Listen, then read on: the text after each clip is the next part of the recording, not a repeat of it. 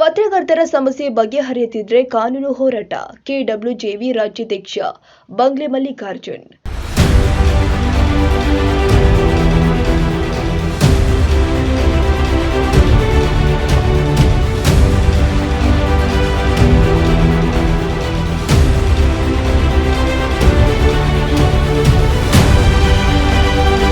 ಬೆಂಗಳೂರು ಗ್ರಾಮಾಂತರ ಜಿಲ್ಲಾ ಘಟಕದ ಹೊಸ ವರ್ಷದ ನೂತನ ಕ್ಯಾಲೆಂಡರ್ ಬಿಡುಗಡೆ ಸಮಾರಂಭದಲ್ಲಿ ಹೇಳಿಕೆ.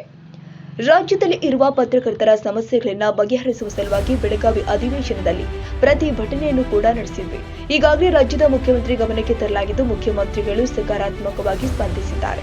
ನಮ್ಮ ಸಮಸ್ಯೆ ಬಗೆಹರಿದಿದ್ರೆ ಕಾನೂನು ಹೋರಾಟ ಮಾಡಲಾಗುತ್ತೆ ಅಂತ ಕರ್ನಾಟಕ ಕಾರ್ಯನಿರತ ಪತ್ರಕರ್ತರ ಧ್ವನಿ ಸಂಘಟನೆಯ ರಾಜ್ಯಾಧ್ಯಕ್ಷ ಬಂಗ್ಲೆ ಮಲ್ಲಿಕಾರ್ಜುನ್ ಹೇಳಿಕೆ ನೀಡಿದರು. ನೆಲಮಂಗಲ ನಗರದ ಪ್ರವಾಸಿ ಮಂದಿರದಲ್ಲಿ ಆಯೋಜನೆ ಮಾಡಲಾಗಿದ್ದ ಕೆಡಬ್ಲ್ಯೂಜೆವಿ ಬೆಂಗಳೂರು ಗ್ರಾಮಾಂತರ ಜಿಲ್ಲಾ ಘಟಕದ ನೂತನ ಕ್ಯಾಲೆಂಡರ್ ಬಿಡುಗಡೆ ಸಮಾರಂಭ ಹಾಗೂ 2ನೇ ರಾಜ್ಯ ಸಮ್ಮೇಳನದ ಪೂರ್ವಭಾವಿ ಸಭೆಯಲ್ಲಿ ಭಾಗಿಯಾಗಿ ಮಾತನಾಡಿದರು. ಜನವರಿ ತಿಂಗಳಲ್ಲಿ ರಾಜ್ಯ ಸರ್ಕಾರದ ವಿರುದ್ಧ ಕೋರ್ಟ್ನಲ್ಲಿ ರಿಟ್ ಪಿಟಿಷನ್ ಸಿಎಂ ಸಿದ್ದರಾಮಯ್ಯ ವಿರುದ್ಧ ಪಿಐಎಲ್ ಸೇರಿದಂತೆ ಮಾನ್ಯತಾ ಪತ್ರ ನೀಡುವಲ್ಲಿ ವಿಳಂಬ ನೀತಿ ಅನುಸರಿಸುತ್ತಾ ಇರುವ ವಾರ್ತಾ ಇಲಾಖೆಯ ಅಧಿಕಾರಿಗಳ ವಿರುದ್ಧ ಕಾನೂನು ಹೋರಾಟ ಹಮ್ಮಿಕೊಳ್ಳಲಾಗಿದೆ ಅಂತ ಹೇಳಿದರು. ರಾಜ್ಯದ ಪತ್ರಕರ್ತರಿಗೆ ಉಚಿತ ಬಸ್ ಪಾಸ್ ವ್ಯವಸ್ಥೆ ಮತ್ತು 800ಕ್ಕೂ ಅಧಿಕ ಪತ್ರಿಕೆಗಳು ಮಾನ್ಯತೆ ಪಡೆದಿದ್ದು, ಕಾರ್ಮಿಕ ಇಲಾಖೆಯಲ್ಲಿ ನೋಂದಣಿ ಆಗಿಲ್ಲ. ಈ ರೀತಿ ನೋಂದಣಿ ಆಗದ ಕಾರಣ ಅವರಿಗೆ ಸರ್ಕಾರದಿಂದ ಸಿಗಬೇಕಾದ ಸೌಲಭ್ಯವನ್ನ ಪಡೆದುಕೊಳ್ಳಲು ಸಾಧ್ಯವಾಗ್ತಾ ಇಲ್ಲ.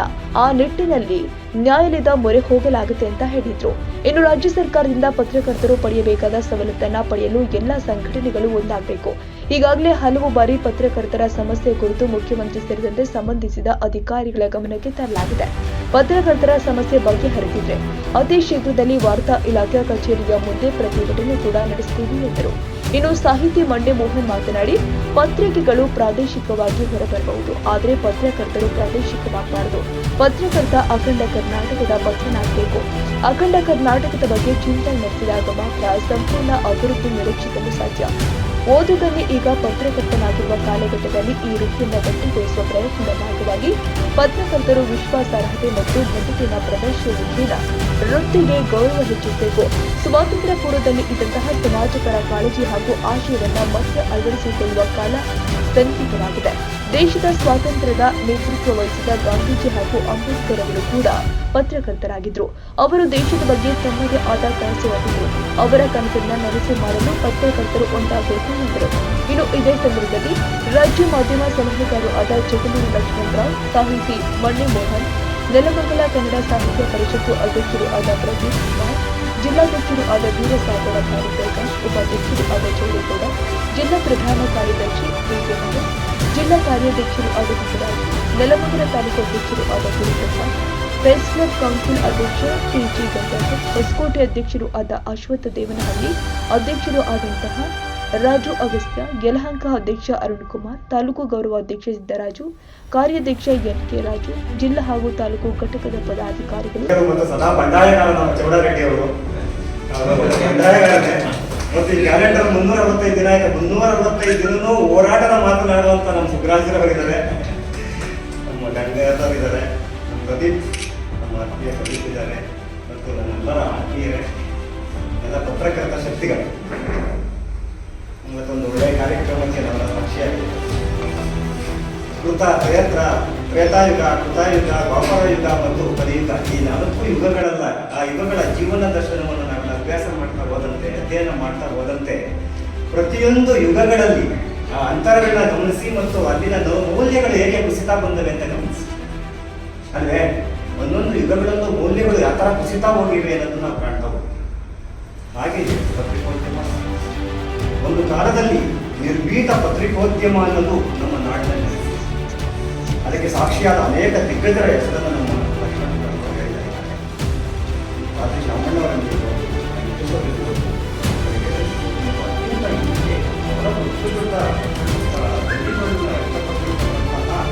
ಅನೇಕ ಧೀಮಂತರನ್ನ ಬಟ್ ಪತ್ರಿಕೋದ್ಯಮ ಅಂದ್ರೆ ನಮ್ಗೆಲ್ಲರಿಗೂ ಹೆಮ್ಮೆ ಯಾಕೆ ಸ್ವಾತಂತ್ರ್ಯದ ಹೋರಾಟ ಕಾಲದಲ್ಲೇ ನಾವೆಲ್ಲ ಕೈ ಜೋಡಿಸಿದ್ವಿ ಅಂದ್ರೆ ಬರವಣಿಗೆಯ ಮೂಲಕ, ಕನ್ನಡದ ಪತ್ರಿಕೆಗಳ ಮೂಲಕನೇ ಹೋರಾಟದ ರೂಪುರೇಷೆಗಳು ನಿರ್ಧಾರ ಆಗ್ತಿದ್ದು. ಅಂದ್ರೆ ಭಾರತಕ್ಕೆ ಸ್ವಾತಂತ್ರ್ಯ ತಂದುಕೊಡುವಲ್ಲಿ ನಮ್ಮ ಪ್ರಯತ್ನ ಬಹಳ ದೊಡ್ಡದು. ಹಾಗೆಯೇ ನಿರ್ಭೀತ ಪತ್ರಿಕೋದ್ಯಮ ಇದ್ದಂತಹ ಕಾಲಘಟ್ಟವನ್ನ ದಾಟಿ ನಾವೆಲ್ಲ ಪೀಠಪತ್ರಿಕೆ ಬಂದರು ಕೆಲವರಿಂದ. ಆನಂತರ ಅದು ಶ್ವೇತಪತ್ರಿಕೆ ನಾವು ಕಂಡಿದ್ದೀವಿ. ಆನಂತರ ಇವತ್ತು ಜೀತಪತ್ರಿಕೆ ಬಂದಿದ್ದೀವಿ. ಪ್ಯಾಕೇಜ್ ಕೊಟ್ಟರೆ ಈ ಬಗ್ಗೆ ಅತ್ಯಂತ ಸ್ಪಷ್ಟವಾಗಿ ಹೇಳಿದ್ದಾರೆ. ಅದನ್ನು ಪರೋಕ್ಷವಾಗಿ ನಮ್ಮ ಯುವರಾಜರವರು ಕೂಡ ವೃತ್ತಿ ಮಾಡಿಕೊಡೋಣ ಅನ್ನೋದೇ ಹೇಳಿದ್ದಾರೆ. ಅಂದರೆ ನಮ್ಮ ನಡುವಿನ ವ್ಯತ್ಯಾಸ ಬಹಳ ಅಗಾಧವಾಗಿದೆ. ಅರ್ಥ ಆಯಿತು. ನಮ್ಮ ಮದುವೆ ಮಲ್ಲಿಕಾರ್ಜುನವರು ನಮ್ಮ ಪತ್ರಕರ್ತರ ಧ್ವನಿ ಸಂಘಟನೆಯ ಹೋರಾಟದ ಕರ್ತನವನ್ನು ನಮಗೆಲ್ಲ ನಾನು ಪತ್ರಕರ್ತರ ಧ್ವನಿ ಸಂಘಟನೆಯ ಹೋರಾಟವನ್ನು ಬಹಳ ಹತ್ತಿರದಿಂದ ನೋಡ್ತಾ ಬಂದಿದ್ದೀನಿ. ಬೆಳಗಾವಿಯಲ್ಲಿ ಬಹಳ ದೊಡ್ಡ ಮಟ್ಟದ ಹೋರಾಟವನ್ನು ಹಮ್ಮಿಕೊಂಡಿದ್ದು, ಒಟ್ಟಿಗೆಯನ್ನು ಹಾಕಿದಂಥದ್ದು ನಾನು ನೋಡಬೇಕು ಸರಿ.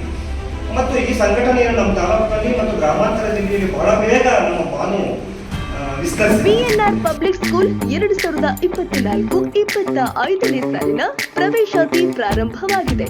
ಮಾಂಟೆಸರಿಯಿಂದ 10ನೇ ತರಗತಿವರೆಗೂ ಕೆಲವೇ ಸೀಟ್ಗಳು ಮಾತ್ರ. ಒಮ್ಮೆ ಭೇಟಿ ಕೊಡಿ. ಬಿಎನ್ಆರ್ ಪಬ್ಲಿಕ್ ಸ್ಕೂಲ್, ಬಾಬಣ್ಣ ಬಡಾವಣೆ, ಮಲ್ಲಸಂದ್ರ, ಬೆಂಗಳೂರು. ಹೆಚ್ಚಿನ ಮಾಹಿತಿಗಾಗಿ ಸಂಪರ್ಕಿಸಿ. ಮೊಬೈಲ್ ಸಂಖ್ಯೆ 9934982215 ಹಾಗೂ 984-545-1196.